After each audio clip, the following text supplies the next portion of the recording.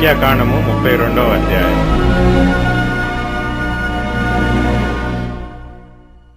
రూబేనీయులకును గాదీయులకును అతి విస్తారమైన మందలుండెను గనుక యాజరు ప్రదేశమును గిలాదు ప్రదేశమును మందలకు తగిన స్థలమని తెలుసుకొని వారు వచ్చి మోషేను యాజకుడగు ఎలియాజరును సమాజ ప్రధానులతో అతారోతు దీబోను యాజరు నిమ్రా హెష్బోను ఏలాలే షబాము నెబో బెయోను అను స్థలములు అనగా ఇశ్రాయేలీల సమాజము ఎదుట యెహోవా జయించిన దేశము మందలకు తగిన ప్రదేశము.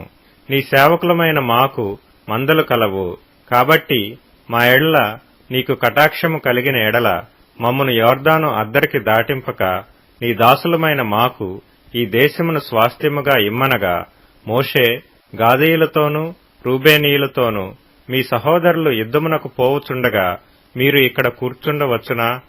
యెహోవా ఇశ్రాయేలీయులకిచ్చిన దేశమునకు వారు వెళ్ళక యుండునట్లు మీరేలా వారి హృదయములను అధైర్యపరచుదురు? దేశమును చూచుటకు కాదేషు బర్నేయలో నుండి మీ తండ్రులను నేను పంపినప్పుడు వారును అలాగు చేసిరి కదా. వారు ఎష్కోలు లోయలోనికి వెళ్లి ఆ దేశమును చూచి ఇశ్రాయేలీల హృదయమును అధైర్యపరిచిరి గనుక యెహోవా తమకిచ్చిన దేశమునకు వారు వెళ్ళకపోయిరి. ఆ దినమున యెహోవా కోపము రగులుకొని 20 ఏండ్లు మొదలుకొని పైప్రాయము కలిగి ఐగుప్తు దేశములో నుండి వచ్చిన మనుష్యులలో పూర్ణ మనస్సుతో యెహోవాను అనుసరించిన కెనెజీయుడగు యెఫున్నె కుమారుడైన కాలేబును నూను కుమారుడైన యెహోషువయు తప్ప మరి ఎవడనూ పూర్ణ మనస్సుతో నన్ను అనుసరింపలేదు గనుక నేను అబ్రాహాము ఇస్సాకు యాకోబులకు ప్రమాణపూర్వకముగా నిచ్చిన దేశమును వారు తప్ప మరి ఎవరునూ చూడనే చూడరని ప్రమాణము చేసెను. అప్పుడు యెహోవా కోపము ఇశ్రాయేలీల మీద రగులు కొనగా యెహోవా దృష్టికి చెడు నడత నడిచిన ఆ తరము వారందరూ నశించు వరకు అరణ్యములో 40 ఏండ్లు ఆయన వారిని తిరుగులాడ చేసెను. అప్పుడు ఇశ్రాయేలీల ఎడల యెహోవాకు కోపము మరి ఎక్కువగా పుట్టించున్నట్లుగా ఆ పాపుల సంతానమైన మీరు మీ తండ్రులకు ప్రతిగా బయలుదేరియున్నారు. మీరు ఆయనను అనుసరింపక వెనుకకు మళ్లిన ఎడల ఆయన ఈ అరణ్యములో జనులను ఇంకా నిలువ చేయును. అట్లు మీరు ఈ సర్వజనమును నశింపచేసెదురనెను.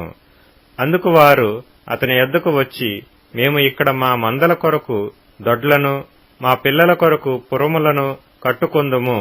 ఇశ్రాయేలీయులను వారి వారి స్థలములకు చేర్చు వరకు మేము వారి ముందర యుద్ధమునకు సిద్ధపడి సాగుదుము.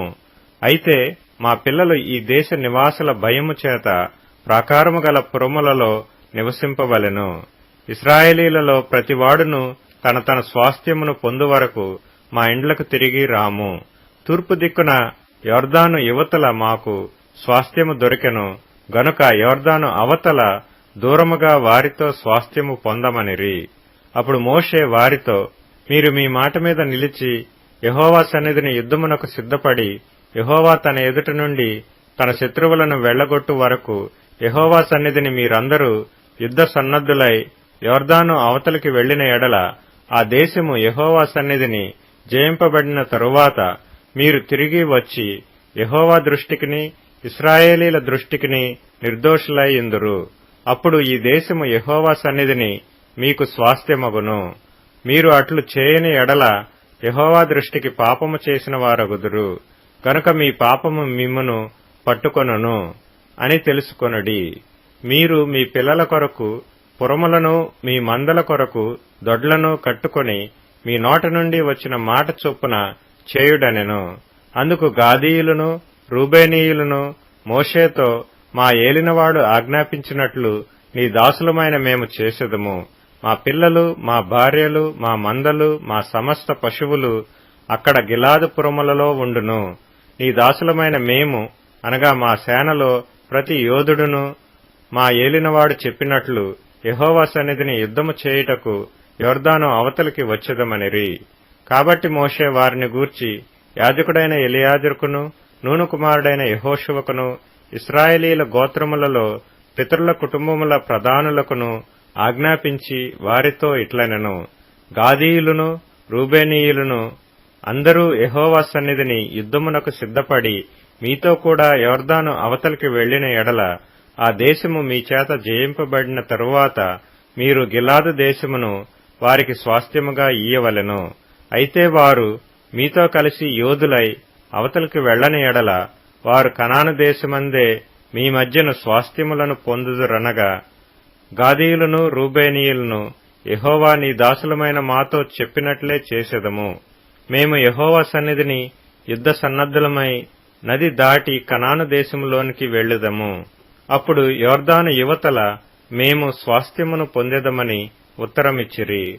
అప్పుడు మోషే వారికి, అనగా గాదీయులకును రూబేనీయులకును యోసేపు కుమారుడైన మనష్షే అర్ధగోత్రపు వారికిని అమోరీయుల రాజైన సీహోను రాజ్యమును, బాషాను రాజైన ఓగు రాజ్యమును దాని ప్రాంత పురములతో ఆ దేశమును చుట్టూ నుండు ఆ దేశపురములను ఇచ్చెను. గాదీయులు దీబోను, అతారోతు, అరోయేరు, అత్రోతు, షోపాను, యాజెరు, యొగ్బెహ, బేత్నిమ్రా, బేత్హారాను అను ప్రాకారములు గల పురములను మందల దొడ్లను కట్టుకొనిరి. రూబేనీయులు మారుపేరు పొందిన హెష్బోను, ఏలాలే, కిర్యతాయిము, నెబో, బయల్మెయోను, షిబ్మా అను పురములను కట్టి తాము కట్టిన ఆ పురములకు వేరు పేర్లు పెట్టిరి.